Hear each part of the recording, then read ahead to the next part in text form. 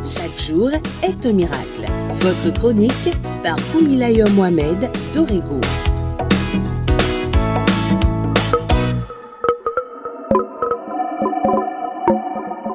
Bonjour à vous, distinguées personnes qui me suivez. Voici encore une nouvelle semaine qui démarre avec ses challenges et défis. Mais quoi qu'il en soit, vous savez, et je vous le confirme encore ce matin, que vous marchez déjà dans la victoire et non pour la victoire, car la conscience du bien et du mal n'existe plus en vous. Tout concourt désormais à votre bien, à votre victoire. Alors que nous tendons progressivement vers la fin du mois et de l'année, je voudrais tous nous inviter à avoir des pensées pour nos pays respectifs, pour nos villes respectives, afin que la paix y règne. Notre bonheur n'est possible que lorsque nous avons le calme et la paix autour de nous. Nous avons tendance à ne penser qu'à nous, qu'à nos affaires. Il est temps de penser au pays, à la ville, au quartier ou au village. C'est une obligation, un ordre qui nous a été donné depuis la création du monde. Mon message de ce matin est intitulé « Cultive et garde la terre ». Cultive et garde la terre, mon frère. Cultive et garde la terre, ma soeur. C'est un ordre qui nous a été donné.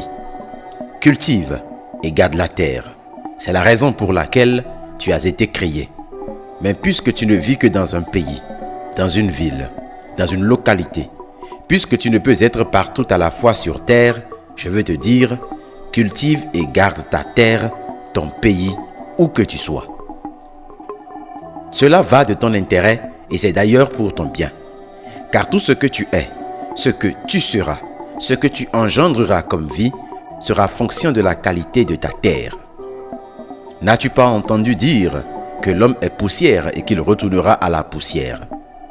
Comprends donc que ce que tu es aujourd'hui est le résultat de la qualité de la terre qui t'a vu naître. Et les enfants qui sortiront de toi seront aussi fonction de la qualité de la terre que tu aurais préparée et qui les verra naître. Si donc ta terre est propre, saine et sainte, ta postérité serait aussi saine, propre et sainte. Mais si donc ta terre est souillée, sale et corrompue de vices, ta progéniture serait aussi du même genre. Lorsqu'un environnement est fait de haine, de mépris, de mauvaises pensées, de saleté, de pauvreté, tous les enfants qui naissent dans cet environnement finissent par rester à l'image de leur environnement. Mais lorsque l'environnement est fait d'amour, de joie, d'abondance, d'ordre et de richesse, les enfants qui y naissent sont tout aussi du même genre. Vois-tu pourquoi il est demandé aux femmes enceintes de savoir fréquenter des lieux saints quand elles sont enceintes?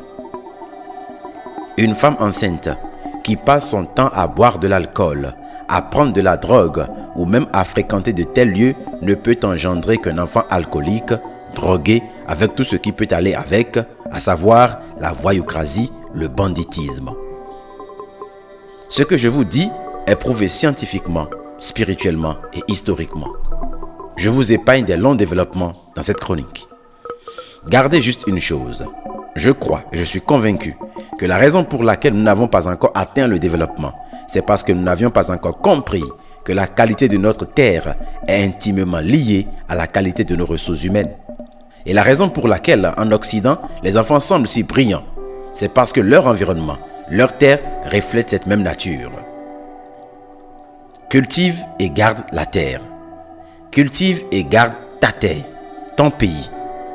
Tu te rends un grand service.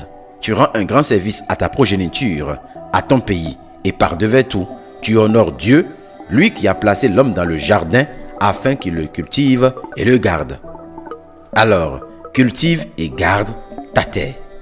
Je te dirai demain et les jours à venir ce que tu dois comprendre par là et surtout comment y arriver.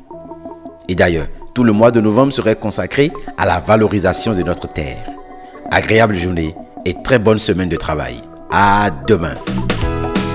Merci de contacter le numéro +229 66 92 09 09 pour participer au groupe restreint de discussion ou pour rejoindre la liste de diffusion.